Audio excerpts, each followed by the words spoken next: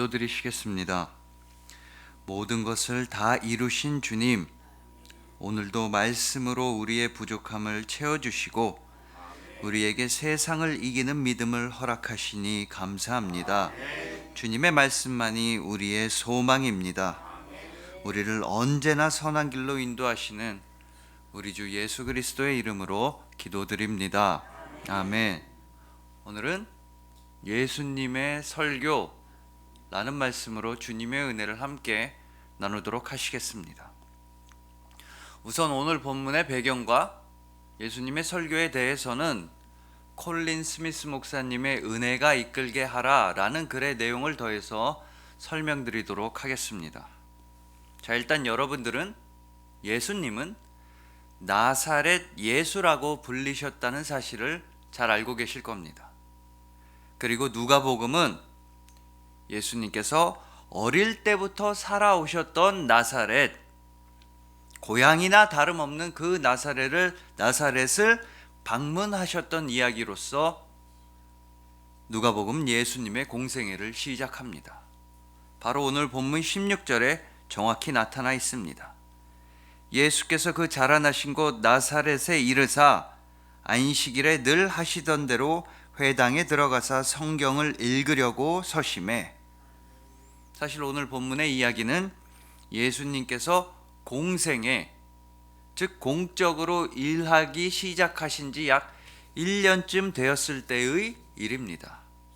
만약에 누가복음만 읽은 사람이라면 예수님은 자기 고향인 나사렛에서 공적인 사역을 시작하신 줄로 알겠지만요, 마태복음과 마가복음 모두 예수님은 다른 곳에서 사역을 하시다가 나중에야 나사렛으로 돌아오셨다고 증언합니다.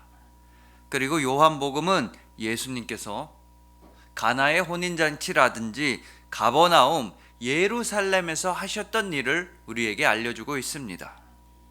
그리고 더 중요한 사실은 모든 복음서가 예수님께서 공생의 사역을 하신 지 1년쯤 되는 바로 오늘 본문 즈음에는 예수님에 관한 소문이 이미 모든 지역에 다 퍼졌다고 증언한다는 겁니다. 예를 들어 마태복음 4장 24절과 25절입니다. 그의 소문이 온 수리아에 퍼진지라 사람들이 모든 앓는 자, 곧 각종 병에 걸려서 고통당하는 자, 귀신 들린 자, 간질하는 자, 중풍병자들을 데려오니 그들을 고치시더라. 갈릴리와 데가볼리와 예루살렘과 유대와 요단강 건너편에서 수많은 무리가 따르니라. 이처럼 예수님에 관한 소문은 온 이스라엘에 파다하게 퍼졌던 것입니다. 그리고 이건 나사렛에서도 마찬가지였습니다.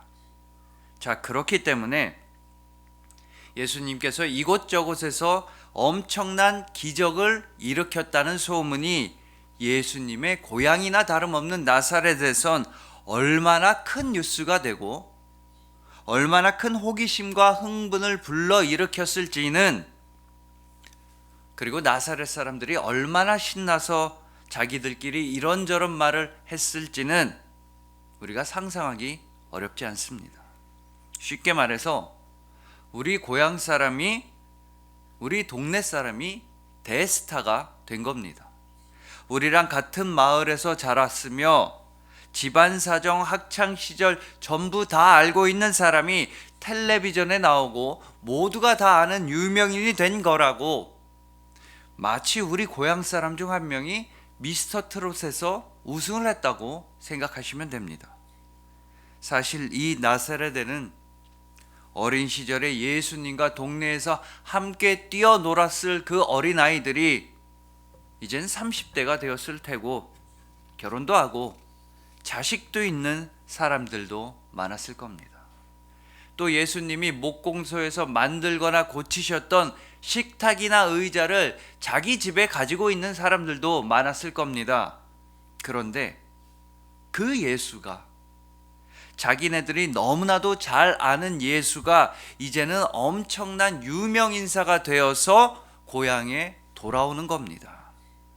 게다가 나사렛이라는 동네의 특성상 이 마을에서 예수님 같은 유명인이 나온 것은 더욱더 모든 사람들의 큰 관심사가 되었을 겁니다. 왜냐하면 이 나사렛은 큰 도시도 아니고 유명한 도시도 아니었고 심지어 이런 말까지 듣는 동네였기 때문입니다. 요한복음 1장 46절의 중반절입니다. 나사렛에서 무슨 선한 것이 날 수 있느냐? 나다나엘은 예수님께서 나사렛 출신이라는 걸 알게 되자 이렇게 말합니다. 나사렛 같은 촌동네에서는 착하고 좋은 사람이 절대로 나올 수가 없는 동네다. 나사렛에 대한 이스라엘 사람들의 인식이 이러했으니 나사렛은 얼마나 큰 무시를 당하는 동네입니까? 지금으로 치면 지역 감정의 희생양 같은 동네였던 겁니다. 그런 동네에서 이스라엘 전체의 기적과 말씀으로 유명해진 사람이 나타났고 게다가 그 사람이 이제 고향으로 돌아온다고 하니 나사렛이 얼마나 들뜨고 신난 분위기였을지 우리는 저절로 상상이 갑니다. 여기까지가 오늘 본문의 배경이고 그리고 드디어 오늘 본문입니다. 드디어 나사렛에 엄청난 날이 온 것입니다. 동네의 자랑, 고향의 자랑 예수님께서 고향으로 돌아오신 겁니다. 우리 같으면 마을 입구에 현수막도 달고 그랬을 겁니다. 경축, 나사렛의 자랑 예수, 고향에 오다. 그리고 예수님께서는 본문 16절에 따르면 예전에 늘 하시던 대로 회당, 즉 예배당으로 들어오실 테니 그 예배당에는 얼마나 많은 사람들이 모였겠습니까? 지금도 유명하신 목사님들이 부흥회를 하면 교회가 꽉꽉 차는데 유명한 데다가 수많은 기적을 일으킨 데다가 고향의 자랑이신 예수님께서 예배당으로 들어오시니 나사렛의 그 예배당은 난리도 아니었을 겁니다. 그리고 그곳에 모인 그 수많은 사람들의 기대와 흥분 속에서 예수님께서는 오늘 본문의 말씀을 전하십니다. 즉 나사렛 예배당에서 설교를 하십니다. 그리고 그 순간 예수님의 이 설교는 그곳에 모인 모든 사람들에게 큰 영향을 끼쳤을 뿐 아니라 우리에게 영원한 복음이 되었습니다. 그래서 오늘은 예수님의 설교를 통해서 우리 모두가 예수님의 마음을 품고 예수님의 뜻을 행하게 되기를 소망해 봅니다. 우선은 예수님께서 하셨던 설교에는 어떤 특징이 있는지를 함께 알아보도록 하시겠습니다. 자, 예수님께서 설교하실 당시에 이스라엘에선 회당에 모이는 날이면, 예배당에 모이는 날이면 찬송을 부르고 쇠마라고 하는 신명기의 한 부분을 암송하고 축복을 선언하고 모세의 율법서의 한 부분을 암송하다가 예언서 중 한 권을 낭독했습니다. 이게 예배의 순서였습니다. 그리고 이 예배 순서에 따라서 예수님은 예언서 중에 한 부분을 찾아서 읽으셨습니다. 바로 오늘 본문 17절부터 19절입니다. 선지자 이사야의 글을 드리거늘 책을 펴서 이렇게 기록된 데를 찾으시니 곧 주의 성령이 내게 임하셨으니 이는 가난한 자에게 복음을 전하게 하시려고 내게 기름을 부으시고 나를 보내사 포로된 자에게 자유를, 눈먼 자에게 다시 보게 함을 전파하며 눌린 자를 자유롭게 하고 주의 은혜의 해를 전파하게 하려 하심이라 하였더라. 이처럼 예수님께서는 이사야 61장의 말씀을 선택하셨고 그 말씀을 청중에게 읽어 주셨습니다. 그리고 본문 20절의 상반절처럼 행동하십니다. 책을 덮어 그 맡은 자에게 주시고 앉으시니, 여기까지는 모든 랍비들도 똑같이 했습니다. 모든 랍비들도 가르칠 땐 이렇게 했습니다. 하지만 정말로 이날만큼은 달랐습니다. 전국적으로 슈퍼스타가 되신 예수님께서 고향에 돌아오셨기 때문입니다. 그래서 모든 사람들은 본문 20절의 하반절처럼 행동하는 것이었습니다. 회당에 있는 자들이 다 주목하여 보더라. 그곳에 있는 수많은 사람들이 예수님만을 주목해서 보고 있었습니다. 도대체 이 이사야 61장 말씀으로 예수님이 어떤 가르침을 전하고 어떤 놀라운 말씀을 하실지 모든 사람들은 두근두근하며 예수님만을 바라보고 있었습니다. 그리고 바로 이때 예수님께서는 지금까지 그 누구도 하지 못했던 말씀을 하십니다. 지금까지 유대교의 그 어떤 랍비들도, 그 어떤 바리새인들과 서기관들도, 즉 유대교의 모든 종교 지도자들이 하지 못했으며 또 할 수도 없었던 설교를 하십니다. 오직 예수님이시니까, 오직 예수님에게만 가능한 말씀을 하십니다. 바로 오늘 본문 21절입니다. 이에 예수께서 그들에게 말씀하시되 이 글이 오늘 너희 귀에 응하였느니라 하시니, 이 글이 오늘 너희 귀에 응하였느니라. 그러니까 성경 말씀이 그곳에 모인 모든 사람에게, 한 사람 한 사람에게 다 응하였다고 말씀하십니다. 그들에게 성경 말씀이 실제로 일어났다고 말씀하시는 것입니다.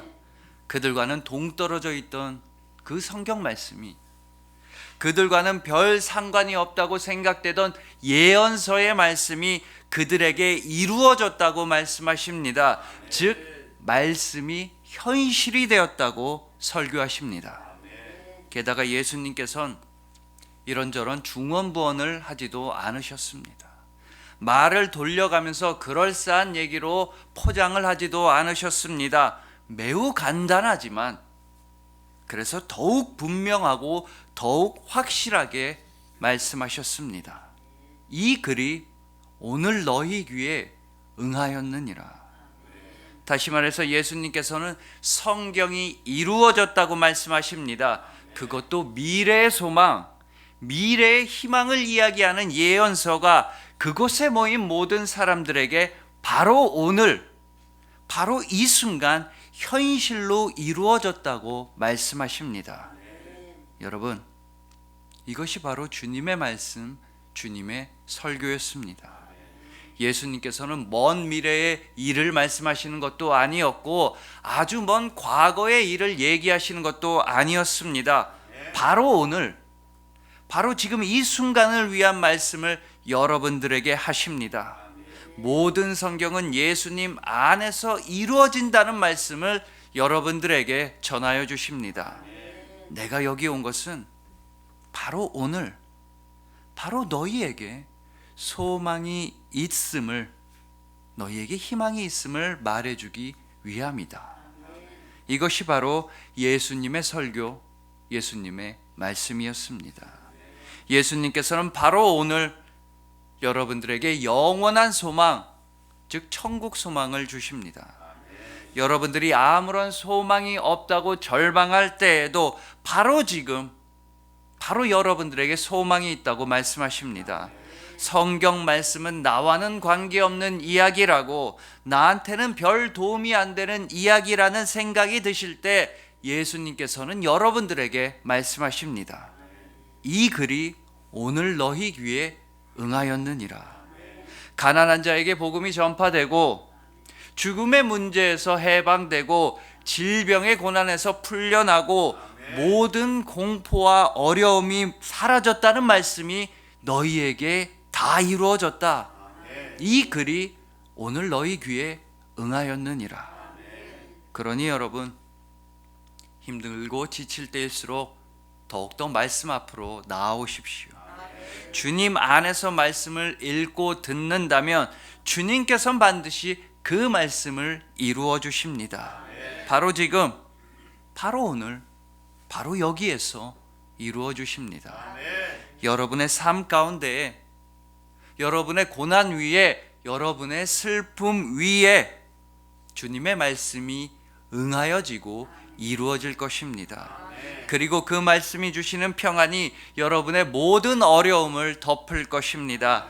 믿음으로 받아들이는 말씀만이 여러분에게 위로와 생명을 가져다 줍니다. 시편 119편 50절입니다. 이 말씀은 나의 고난 중에 위로라. 주의 말씀이 나를 살리셨기 때문이니이다. 예수님께서는 성경을 이루시고 그 말씀이 여러분들의 현실이 되는 설교를 여러분에게 전하여 주십니다. 예수님 안에서 성경 말씀은 이제부터 여러분들의 현실이 되는 것입니다. 바로 오늘, 바로 여러분들로부터 시작되는 놀라운 은혜인 것입니다. 오직 주님의 말씀만을 사모하시는 여러분들을 주님의 이름으로 축복합니다. 자, 다음으로 예수님의 설교의 두 번째 특징은, 우선 예수님께서는 하나님의 은혜의 해를 선포하셨다는 사실입니다. 분명히 19절에서는 주의 은혜의 해를 전파하게 하려 하심이다 라는 말씀을 하셨습니다. 그리고 예수님께서 설교를 시작하시자마자 그 첫 마디부터 회중들은, 그곳에 모인 모든 사람들은 이런 반응을 보였습니다. 본문 22절의 상반절입니다. 그들이 다 그를 증언하고 그 입으로 나오는 바 은혜로운 말을 놀랍게 여겨. 예수님의 입에서 나오시는 말씀이 너무나 은혜로웠다는 뜻입니다. 그리고 예수님의 말씀이 이처럼 은혜로울 수 있었던 이유는 다름이 아니라 예수님께서 오직 당신 자신을 선포하셨기 때문입니다. 다시 본문 18절입니다. 주의 성령이 내게 임하셨으니 이는 가난한 자에게 복음을 전하게 하시려고 내게 기름을 부으시고 나를 보내사 포로된 자에게 자유를, 눈먼 자에게 다시 보게 함을 전파하며 눌린 자를 자유롭게 하고. 이처럼 우리의 모든 생명과 사랑과 구원은 오직 예수 그리스도 한 분뿐입니다. 오직 예수 그리스도를 전하는 말씀만이 우리에게 풍성한 은혜를 줍니다. 그리고 모든 성경은 예수 그리스도의 아름다운 빛 아래에서만 읽어야 합니다. 요한복음 5장 39절의 예수님 말씀입니다. 너희가 성경에서 영생을 얻는 줄 알고 성경을 연구하거니와 이 성경이 곧 내게 대하여 증언하는 것이니라. 자, 이러면서 우리가 해야 할 일이 정해집니다.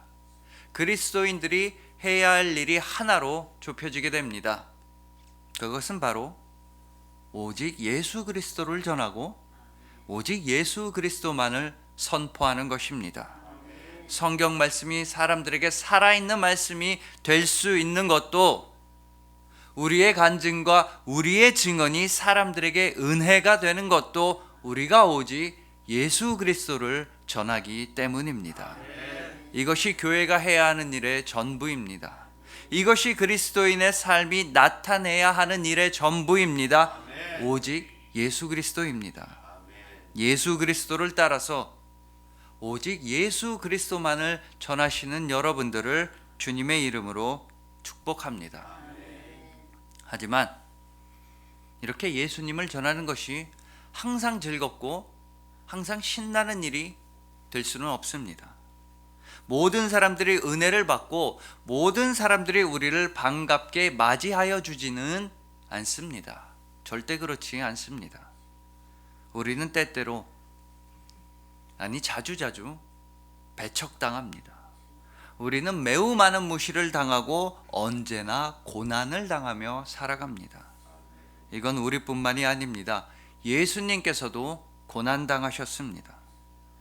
자, 방금 본문 22절에서 예수님의 입에서 나오는 말씀을 사람들이 은혜롭게 여겼다고 분명히 말씀드렸습니다. 하지만 그들이 예수님께 했던 일은 무엇이었습니까? 오늘 본문에 이어지는 누가복음 4장 29절입니다. 일어나 동네 밖으로 쫓아내어 그 동네가 건설된 산 낭떠러지까지 끌고 가서 밀쳐 떨어뜨리고자 하되, 그들은 예수님을 낭떠러지에서 밀어서 죽이려고 했습니다. 이보다 더 중요한 거는요, 예수님은 결국 이 세상의 사람들에 의해서 죽임을 당하셨다는 것입니다.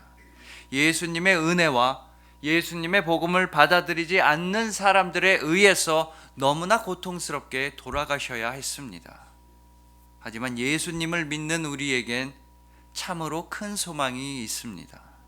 예수님을 전하는 우리에게는 이 세상의 고난도, 심지어 이 세상의 죽음도 이겨내는 놀라운 소망이 있습니다.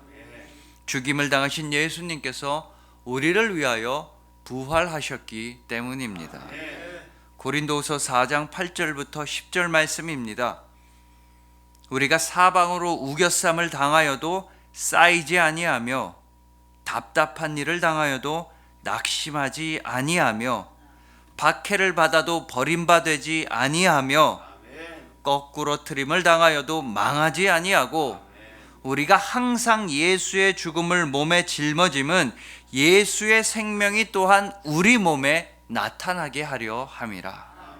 우리가 예수님과 함께 죽을 때 우리는 예수님과 함께 살아납니다. 우리가 예수님의 십자가를 질 때 우리는 예수님의 부활과 영원히 함께합니다. 그러니 여러분, 부디 예수님과 함께 고난을 받고 예수님과 함께 죽으십시오. 여러분의 십자가를 지고 예수님을 따르십시오. 그 길에서만 우리는 예수님과 영원히 함께 살아갈 수가 있습니다. 언제나 주님과 함께 하시는 여러분들을 주님의 이름으로 축복합니다. 자, 다음으로 예수님의 은혜가 우리에게 어떤 방식으로 부어지는지를 깨달으면 우리는 그때 예수님을 따라서 예수님을 본받아 살아갈 수가 있습니다. 콜린 스미스 목사님은 영국에 있는 한 크고 유명한 교회에서 있었던 감동적인 이야기를 우리에게 전해줍니다. 하루는 그 교회의 목사님이 한때 유명한 절도범이었던 사람이, 유명한 죄인 도둑이었던 사람이 성찬식을 받기 위해 교회에서 무릎을 꿇고 앉아있는 모습을 보게 되었습니다. 그 사람은 놀랍게도 회개하고 회심하여서 교회에 다니게 된 것이었습니다. 하지만 그보다 훨씬 더 놀라운 일은요, 그 절도범이었던 사람 바로 옆에서 성찬을 위해 무릎을 꿇고 있던 사람이었습니다. 그 사람은 몇 년 전에 바로 옆에 있는 절도범에게 유죄를 선고해서 감옥에 보낸 판사였기 때문입니다. 목사님은 어쨌든 이 유명한 절도범, 즉 죄인의 삶에 주님의 은혜가 임하여서 이 사람에게 놀라운 변화가 생기게 된 것에 감탄하지 않을 수가 없었습니다. 그래서 예배가 끝나고 목사님은 판사를 따라가서 물어보았습니다. 오늘 예배 성찬식에서 당신 바로 옆에서 무릎을 꿇고 있는 사람을 보았습니까? 판사가 대답합니다. 예, 은혜의 기적입니다. 그리고 판사는 잠시 생각하더니 한 번 더 대답합니다. 정말로 은혜의 기적입니다, 목사님. 목사님은 신나서 대답했습니다. 그럼요. 그 사람이, 그 죄인이 어떻게 그 죄악의 삶으로부터 돌이켜서 회개하고 회심했는지를 생각해 보면 이건 정말로 놀라울 뿐입니다. 그러나 판사는 이렇게 대답했습니다. 아닙니다. 목사님, 아닙니다. 저는 지금 그 사람에 대해서 한 말이 아니었습니다. 바로 저에 대해서 한 말이었습니다. 절도범이 예수님께 나아온 것은 저에게 그렇게 놀라운 일이 아니었습니다. 그 절도범은 자신이 얼마나 부족한 사람인지 잘 알고 있었습니다. 그는 자신에게 필요한 것이 얼마나 많은지 알고 있었다는 뜻입니다. 하지만 저를 보십시오. 저는 어려서부터 신사처럼 살아야 했고, 말한 것은 꼭 지켜야 했고, 항상 기도를 하고 주일에는 교회를 가야 한다는 가르침을 받아오며 자라왔습니다. 또 저는 옥스퍼드 대학에 가서 학위를 받았고 결국은 판사까지 되었습니다. 저는 제가 해야 할 일은 다 했다고 확신했어요. 그런 저에게, 오만하고 자신만만했던 저에게 예수님이 반드시 필요하다는 것을 알게 된 것, 예수님을 깨닫게 된 것, 이게 바로 은혜의 기적입니다. 남들을 판단하며 살아왔던 제가, 남들보다 잘 살아왔다고 자랑하던 제가 바로 죄인이라는 사실을 깨닫게 된 것이야말로 주님의 은혜의 기적인 것입니다. 이처럼 주님의 은혜는 우리의 예상과 상상을 완전히 뛰어넘습니다. 우리에게 믿음을 주신 것은 우리가 잘나서도 아니고 우리가 출세해서도 아닙니다. 오직 주님의 무한하신 은혜로 인한 것입니다. 참으로 우리의 믿음은 죄인을 의롭다 하시는 주님의 은혜 덕분입니다. 주님의 은혜는 우리가 죄인이었음을 스스로 깨닫게 합니다. 우리로 하여금 회개하게 합니다. 그러니 주님의 은혜를 넘치도록 받은 우리는 주님의 은혜를 따라서 죄인들에게로 나아가야 할 것입니다.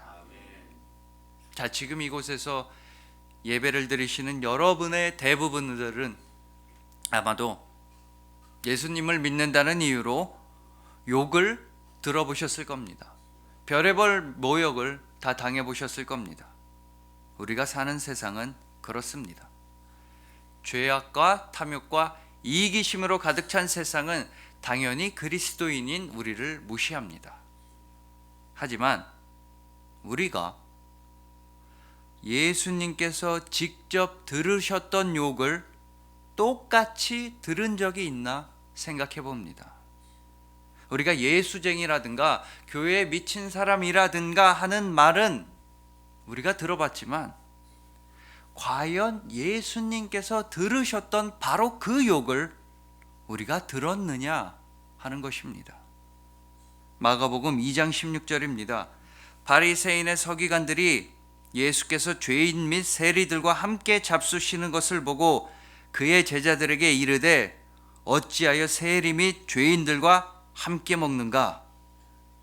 이처럼 예수님께서는 죄인들과 세리들과 창녀들과 나병 환자들과 어울리신다고 욕을 먹었습니다. 그들의 친구라고 욕을 먹으셨습니다.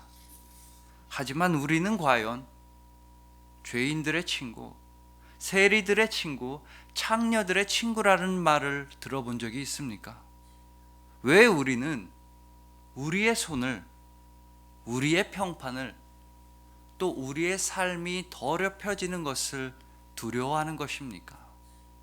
우리가 진정으로 예수 그리스도를 믿는다면 우리도 주님을 따라서 이 세상의 죄인들과 친구가 되어야 하지 않을까 합니다. 앞서 인용한 마가복음 2장 16절에 이어지는 17절입니다. 예수께서 들으시고 그들에게 이르시되 건강한 자에게는 의사가 쓸데없고 병든 자에게라야 쓸데있느니라. 나는 의인을 부르러 온 것이 아니요 죄인을 부르러 왔노라 하시니라.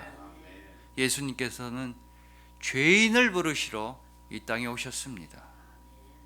그러니 우리도 예수님의 은혜가 더욱더 필요한 사람들에게로 나아갑시다.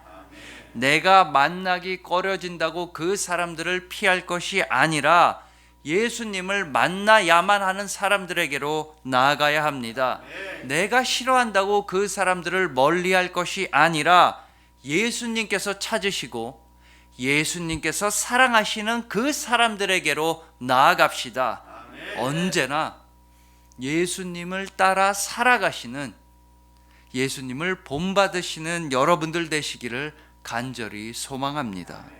그리하여 예수님의 설교처럼 말씀이 현실이 되시는 여러분들, 오직 예수 그리스도만을 전하시는 여러분들, 예수님을 따라 죄인들의 친구가 되시는 여러분들을 진심으로 사랑하고 축복합니다.